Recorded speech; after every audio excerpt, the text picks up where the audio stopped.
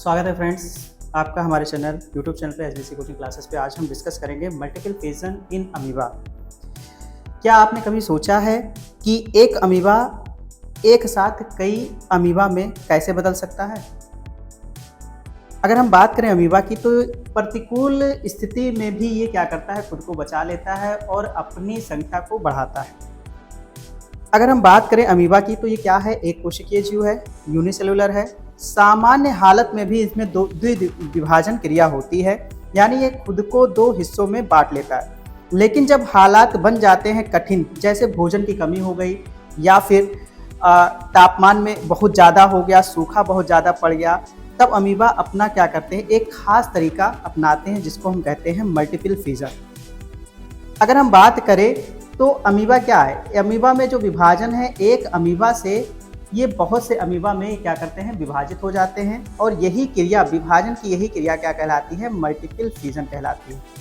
यहाँ पर देखो, अनुकूल स्थिति में तो ये डिवाइड होते ही रहते हैं, विभाजित होते ही रहते हैं, लेकिन प्रतिकूल स्थिति में होता क्या है कि यहाँ इनमें भोजन की कमी हो जाती है, तापमान में परिवर्तन हो जाता है, जिसके कारण इनमें ये अपना क्या करते हैं, अपने आप को बचाने के लिए डिवीज़न करना शुरू करते हैं।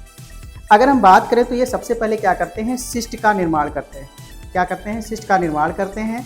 सिस्ट होता क्या है, एक प्रकार की क्या है, मोटा आवरण है, जो ये अमीबा क्या करते हैं, गोलाई में हो जाते हैं और इनके ऊपर एक प्रकार की कवर चढ़ जाती है, जिसको हम क्या कहते हैं, सिस्ट कहते हैं। सिस्ट में 3 लेयर होते हैं, 1 2 3, इसीलिए इसको क्या कहते हैं, त्रिस्तरीय पुट्टी भित्ति कहते हैं। और इनमें केंद्रक होता है बीच में, फिर इसी केंद्रक के पास क्या होते हैं, कोशिका द्रव होते हैं। कोशिका द्रव्य का कार्य क्या है, केंद्रक को बचा के रखना, यानी जो भी जेनेटिक मटेरियल है वो इसी केंद्रक के अंतर्गत पाया जाएगा।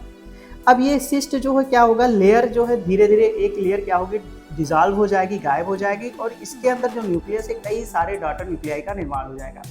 अब यही डॉटर न्यूक्लियाई क्या करेंगे, धीरे धीरे ये जो लेयर था, सिस्ट था, वो धीरे धीरे क्या होगा, बढ़ना स्टार्ट करेगा। और बढ़ने के बाद ये अपने आप को क्या करेगा, अगर हम कहें तो ये ब्रेक करने लगेगा। ब्रेक करने के बाद इसलिए करेगा क्योंकि इनकी जो संख्या है डॉटर न्यूक्लियाई की, तो इसमें लगातार बढ़ती जाएगी, और बढ़ने के बाद एक अमीबा से कई सारे अमीबा बन जाएंगे।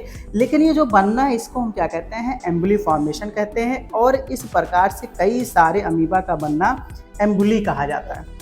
अगर हम बात करें सिस्ट फॉर्मेशन में होता क्या है, मोटी आवरण बनती है और ये अमीबा क्या करते हैं, खुद को कवर्ड कर लेते हैं, ढक लेते हैं। इसमें होता क्या है, न्यूक्लियर डिवीजन, जैसे हमने बताया कि सिस्ट के अंतर्गत, यानी ये हमारा सिस्ट था और सिस्ट के अंदर ही क्या है, न्यूक्लियस है। तो न्यूक्लियस के ही चारों तरफ क्या होते हैं, न्यूक्लियोप्लाज्म यानी साइटोप्लाज्म आ जाते हैं।